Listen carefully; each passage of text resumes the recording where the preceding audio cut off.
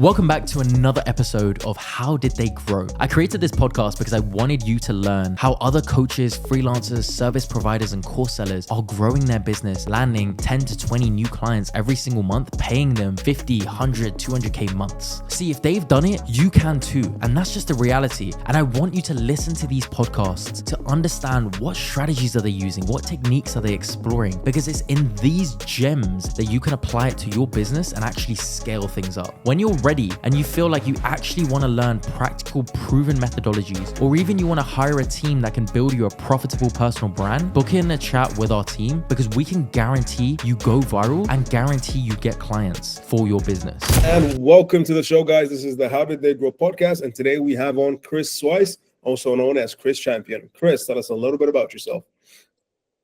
Hey, what can I tell you, man? I'm a young guy. I'm 59 in April. And I'm chasing the AI dream. I tell people all the time in 2025, it's AI or die. If you don't find a way to get AI to work for you in 2020, to actually do things for you to help scale, you are going to be left behind. It is an unbelievable race to the finish line right now. And people are just now learning about AI, but they're not figuring out how to get AI to work for them. And that's the big difference. When you get to work for you, it changes everything. Amazing. So kind of break down what you're doing right now with AI. So my team and I built some AI agents that do some amazing work to get people booked on podcasts. If you followed the US election last year, you saw Donald Trump do 100 plus podcasts, and you saw Kamala do 3 podcasts. Well, America got to know who Trump was through those podcasts. They are the best long-form ad unit you can do for your personal brand, for your company, your product, everything. You know this just from doing your podcast. And it's a long unit. It's an hour. It's 20 minutes. It's 30 minutes. It gives you a long time to tell people about who you are. So I told people in 2024, you got to get on podcasts, and you got to get on a lot of them, because you got to increase your frequency. The more you increase your frequency, the more people know your brand, your name, your face, your values, your vision, what you do. And those podcasts, they're evergreen content. They stay up there for years, 3 years. I'll give you a great story. I took a video of a friend of mine when she was living with me back in 2009, and she fit in my ottoman. I had an ottoman, like a piece of furniture, and it opens up like a box, and then you shut it, and then you for like a footrest. She actually fit her whole body in the ottoman, and her boyfriend sat on the box, and I called it Girl in a Box. That video, YouTube, 15 years later, still gets about 20,000 views a day for me. 15 years later, I still see views on that video every single day. That's crazy. Yeah. It's evergreen, as you said. Yeah, and that's what I tell people. Literally, you increase your frequency. You got to do 10, 15, 20 podcasts a month. I did 7 podcast interviews yesterday. I did 6 today. Crazy. Kind of tell us who was Chris Swice before this podcast thing. A grinder. I've always been a grinder. I was 18. I started working for myself, and I haven't looked back behind that ever since. I learned the hard way, but I think it's actually good. I think hard times make strong men stronger. And I learned that you have to be able to write your own check. If you have to rely on somebody to give you a paycheck, one day that guy's going to decide he doesn't need you anymore, and then you got to figure out how to write your own paycheck. Either way, whether you write your own paycheck or somebody writes one for you, you have to work 40 hours a week. Well, as an entrepreneur, I don't mind working for myself 40, 50, 60 hours a week, because I know I can write an unlimited paycheck. And people forget that. When you work for somebody else, you're getting a limited paycheck. It's only as much as they hired you for. When you work for yourself, it's unlimited. It starts at 0. It can be as big of a number as you want it to be. Amazing. So what was kind of were you always in the AI space? What was that? Tell us a little bit about that. No, I got the AI bug last year. I started peeling away the layers, learning about it. The more I learned about it, the more I realized 2 things. One, it's the greatest technology I've ever seen in my life. And two, it's the scariest technology for mankind I've ever seen. AI is going to get rid of Uber drivers. It's going to get rid of videographers. It's going to get rid of every job out there. And the only job that's safe with AI are the entrepreneurs. You either learn how to hustle and be an entrepreneur, you're going to be fucked. I think AI is going to get rid of every job out there that doesn't require you to use your brain and be an entrepreneur. That's fucking crazy and scary at the same time, man. Well, I got a book coming out in April called AI Anarchy, a survival guide for 2025 and beyond. And I tell people this all the time. You got to see the writing on the wall. If AI is getting rid of jobs left and right, and if AI is eating what I call our man hours, meaning human beings doing work, AI is eating that up.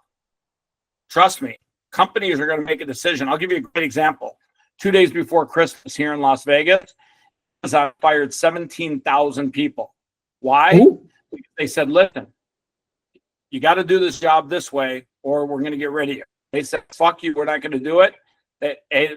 Bezos didn't even blink an eye, got rid of them all. And the very next day, he had robots in that warehouse doing the job. Fucking crazy, man. And the funny thing is, the people were in the parking lot crying. Oh my God, I can't believe I lost my job 2 days before Christmas. Oh my God. I didn't see this coming. How the fuck did you not see this coming? Have you not seen these robots? Have you not seen how AI literally thinks like a human being and literally works better than a human being and literally makes no mental mistakes like a human being? The writing is always on the wall. It's literally right in front of our eyes. Man, this is you're making me scared, man. You're making me scared. I'm sure a lot of people in the audience are scared. Well, I got news for you. People do things in life for one of two reasons: the pursuit of passion and happiness, or to run away from fear. Now, you got to either find the pleasure in your life that you're working toward, or you got to run away from the fear you're trying to avoid. Well, I tell people right now, if you haven't figured it out, AI is the greatest threat to mankind ever. And if you don't start putting together everything you can to make as much money as you can now as a human being, mankind, 10 hours, meaning people getting paid to do work, those are going to be replaced by AI. And if you're doing something, ask yourself, is my job something that an AI could do one day? The answer is probably yes. If you're driving Uber and you're one of the 5.4 million Uber drivers in America right now, start looking for another way to make money because AI is going to be driving Uber left and right. I'll give you an example. In June, Tesla just got permission to put autonomous taxis in Austin, Texas, meaning there's no human being driving it. You want a car, it comes and pulls up, you in, it drops you off, there's nothing in there. And that's like an Uber, right? It's better than already Uber. Live. Already active. Yeah, it'll be cheaper than Uber. It'll be faster. It'll be better. There'll be more of them on the road. I was looking for a ride the other night. I was on the strip, and it took me like 30 minutes to get a car. Why? Because everyone was busy and there weren't enough cars. That's crazy. Don't judge me. It's my protein shake. I'm not judging, Chris. I'm not judging. Let me kind of ask you this. So what does, since you're into, what these podcasts can do, kind of break that down to the audience, the importance of this marketing. You use podcasts, we use social media, they're kind of intertwined. But what would you say? Because a lot of people in our audience are coaches and experts, sub 10K a month. Like they're trying to scale, but like they want to use social media, but they're, just what would you say to them? I tell people this all day long. If you could literally have somebody interview, whether it's for 20 minutes or an hour or half hour or 3 hours, whatever it is, that content is the best long format advertising you'll ever do. It'll tell people about you. It'll give them a physical connection. They can connect with your face. Oh, hey, I know Champion. That's the bald guy, the big loudmouth, the guy that swears. Yeah, he swears to make a point. And that gives people a chance to engage with your brand and your product. And as people get a chance to do that over long time, 20 minutes, 30 minutes, hour, that's way better than a 30-second ad or a 15-second ad or a 5-second ad on Instagram. Because once that ad's seen on Instagram, poof, it's gone, never to be seen again. A podcast is evergreen content. It stays up there forever.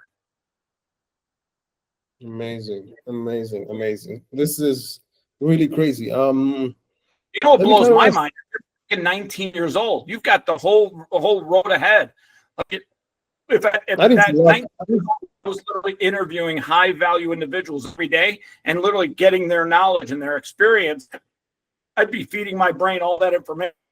I guarantee you in the next year, you're going to do something amazing with your life. You believe in me that much? Listen, I don't believe you. God made you to be great. When you were brought into this world, God whispered in your ear, greatness is your destiny, my child. You wake up every morning. There's a guy with a long white beard and a bag of popcorn, Goodies popcorn probably, and he's literally eating hot pop, waiting for you to wake up. And when you wake up, he sits there, he puts the popcorn down, he's like, let's go, Jumbo, let's go.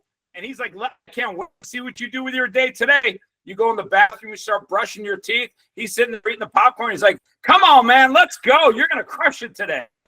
And God has faith in you. God believes that your life was destined for greatness. And by the way, if God's faith in you is here and your faith is, you better meet him. You better match his faith in you. You better be your biggest cheerleader.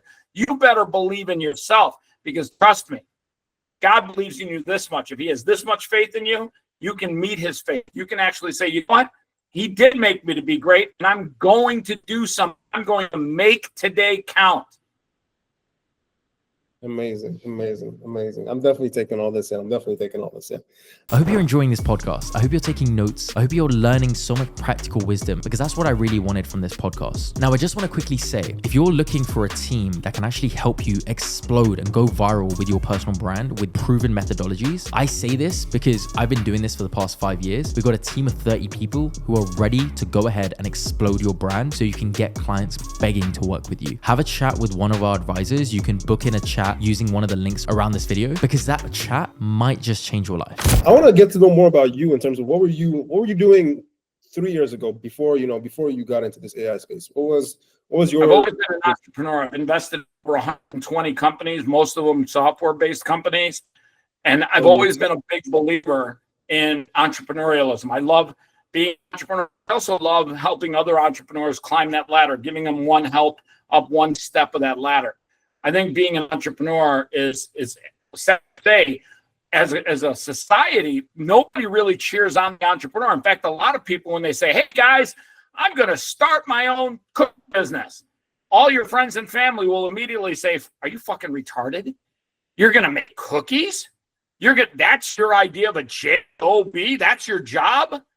And you're like, yeah. And they're like, you're fucking an idiot. And then guess what? They don't buy your cookies. All they do is how you fail. And then when you succeed, oh, you got lucky. You got lucky. Well, I got news for you. As a society, we help those entrepreneurs. We should cheer them on. We should want them to succeed. It blows my mind. Here in America right now, our greatest entrepreneur in the country is a guy named Elon Musk. And we got an idiot political party that is setting fire to his cars. And his cars are electric cars. They help the ecology. They help reduce emissions. They're literally the greatest invention on the road, and it's an American car company. Everything's made in America. It's all made right here. It employs Americans, and these fucking retards want to see that business fail. They cheer him to failure. We need to help entrepreneurs. We need to raise them up. I think being an entrepreneur means that you are a fearless motherfucker, that you are not afraid to pursue your dreams. Amazing. Tell me more about you. I'm generally curious about you and how you got to this place. I really just want to talk about that. I mean, I grew up in the city of Chicago. I Well, was always a hustler. I'll give you a story. When I was 9 years old, I think it was when I was 9, my school had a fundraiser, and it was a company. And the fundraiser was to sell these 3 single-serving packs of pizza, and they were all wrapped together. And everyone went home, and they had like a form to fill out. And most kids got their friends and family to buy it, and that was it. But for me, I didn't have a bicycle back in the day. I don't remember, but probably you don't. You're 19. But back in the day when I was a kid, having a bicycle was the big shit. That was like, if you had a bike, you were the big baller. And the best bike you can get was a Schwinn banana seat bike with the handlebars. You like fucking a big flag on that fucker. Like you drive through the neighborhood like you're balling. And I didn't have a bike, but my friends had a bike. So I'd sit there and I'd run to the park while they drove their bike to the park. And I always wanted a bike, but we just didn't have money to get a bike. And I remember seeing on the sheet of paper all the prizes you can for this contest to sell pizzas, but right in the middle of the sheet of paper, the grand prize was a Schwinn bicycle, banana seat bike. It was the fucking state-of-the-art bike. It was the shit. And you had to sell pizzas. You had to sell 60 of them to get the bike. Literally door to door, trying to sell those pizzas. And the first 10 people, they gave us a script. First 10 people say, get the fuck away from me. If I want pizza, I'll go to the grocery store. And after the 10th one, I thought to myself, this fucking sucks. And I'm a little kid, you know, so I'm like, this is retarded. This is stupid. So finally, I got the stupid script, and I knew the lady at the next house, and I knocked on the door, and I told her, I said, listen, I know I'm supposed to read this stupid thing to you, but I'm not going to read it. And I showed the picture of the bike, and I said, listen, I don't have a bike. And if I can get to this number of sales, they're going to let me get that bike for free. And I need to, you like pizza, and I know you got kids, and they eat pizza. And if you could just buy some pizza for me, it'll help me get closer to the bike. And I remember she bought some. And I was like, holy fuck. I only need to get like, you know, X amount more, like 50 more of these. And I remember realizing, thinking to myself, people want to hear the truth. They just want to be, you just be honest with them. And so I went to the next house and I did my spiel and I told them, hey, listen, I'm trying to get you're going to eat pizza anyhow. It's good pizza. I think it was Totoni's Pizza. Good. Shout out to Totoni's. And if they're still in business.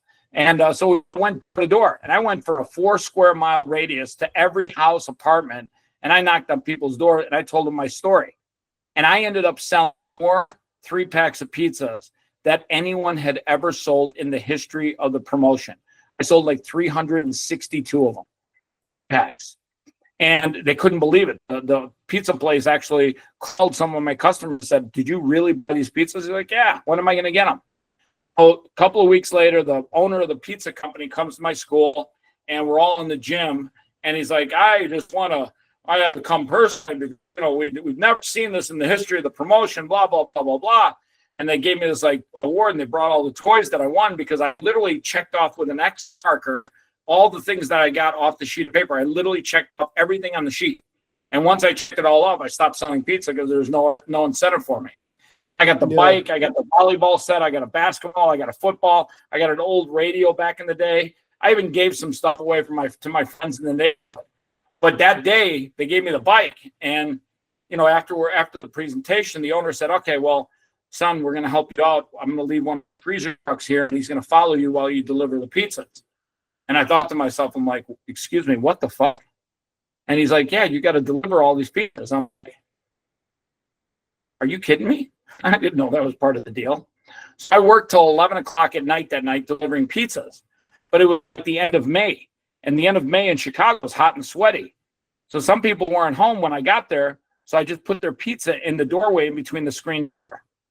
Well, it turns out there's a lot of rats in Chicago, like rats. I'm not talking like Democrats. I'm talking rats, like rats.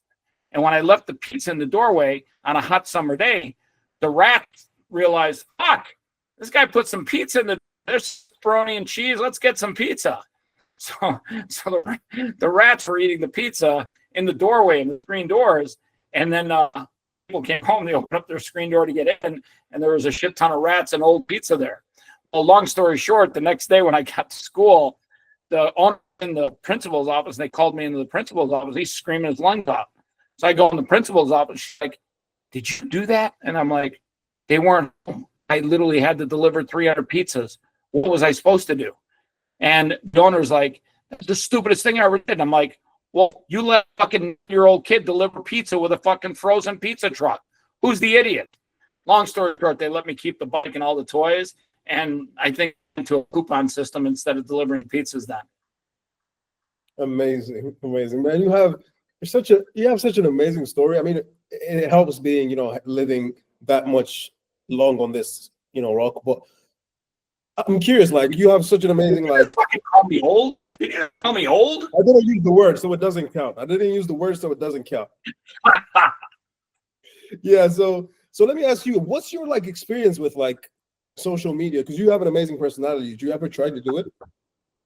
You know, I can tell you right now, a lot of people think that your social media is because you have a million followers or whatever. And I know a lot of people in social media that pay a bunch of North Korean people to follow them on Instagram. And I don't know if it's North Korea or Pakistan or whatever, but at the end of the day, it's not the number of followers that ultimately elevates you. It's the value of your connections. It's the value. You can make $1 million by having just 7,000 great followers and know that they're professional athletes, that they're high value individuals, that you've done business with them. And I tell people this, don't worry about social media. Don't worry. Zero fucks about social media and the number of followers you have. Create value and people will want you to talk to them. People will want to hear your ideas and your thoughts. Create something. Don't follower, be a creator. Definitely. You know, what's the word I'm thinking about?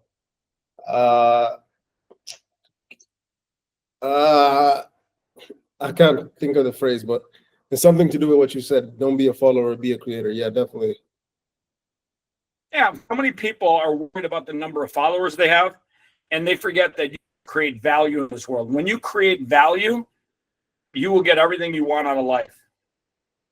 Definitely. I think the audience, that's one thing the audience needs to hear, because like they're really jacked up about, you know, followers and all that and views and all that. But it's like, it's one, if you're not getting views, you ever think maybe it's not the algorithm that hates you, maybe your content is not just valuable enough? I'm sorry? I said, you know, a lot of people in our audience, you know, people trying to go on social media, they get jacked up about the views and all this, but it's like, it's an algorithm, right? So if your content is not performing, don't you think maybe because your content is not just valuable enough? No, because I gotta tell you, I tend to speak my mind, and I tell people this all the time. You be you. Just be you. Don't worry about the algorithm. Don't worry about saying things that are politically correct. Don't worry about not swearing. Sometimes that offends people. If it offends them, just be yourself. I am myself, my authentic self all the time. And people worry about being someone else. Just be yourself. My grandmother taught me a great lesson a long time ago when I was a kid. She said, in life, 40% of the people you meet will love or like you. 20% of the people you meet, they'll respect you. They don't have any feeling towards you either way. Then there's going to be 40% of the people that don't like you or even hate you. She said, to the people that like you or love you, show them love. To the people that respect you, that are indifferent, show them respect. Show them a great deal of respect. So the people that don't love you or even hate you, fuck them all. Definitely. And it applies to every aspect of life. Yeah. And by the way, there's some people that say, oh, you can get the people that don't like you to understand you, and maybe one day you'll convince them to like you. No fucking way. Don't even waste your time. If you're wasting any time, even 1 second of your life, trying to convince somebody that doesn't like you for your values or who you are, or maybe you got a fucked up nose or here, or maybe you just don't have any hair. If they don't like you for whatever reason, waste not 1 second. Do not give zero fucks. Give zero fucks about their opinion of you, because their opinion of you does not change my opinion of me. Definitely. I think we've talked about a lot of stuff here. What is one thing you wish I asked you on this podcast, Chris? I think the last thing I would tell everyone is this. Make today count. You get one day at a time. God gives you today. Tomorrow's not here yet. Yesterday's gone. Make today count. Win this day. More so than ever before in my life, I think people have to understand that you got to make every day count. And I'll tell you why. There's a lot of change coming. We're going through a radical change, and mankind and society is going to be part of that change. And as AI starts to literally take over many parts of mankind and civilization, you got to be in a position where in 10 months from now, You've got plenty of money in the bank. You got your own home, hopefully away from the major cities. I think the major cities are going to be a nightmare. And I would tell you, make every day count. Don't take anything for granted. Win this day. Definitely. Just stack the little wins. Stack the little wins every day.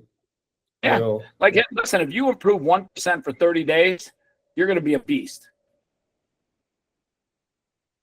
amazing. Man, this has been really amazing. Definitely we'll have to stay in touch and have you on some other time. I know you got a lot going on. Scale of 1 to 10. How good was this interview? How good? Man, I think even before the interview, you were up to an 8. So like, but it's so easy to get to a 10.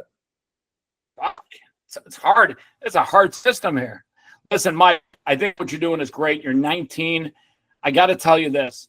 Start finding ways to get AI to work for you. I promise you, if you figure that out, and I can show you how to do it, but if you figure that out, you will literally scale yourself. You will scale your income. You will scale your production, your personal production, like you've never seen before.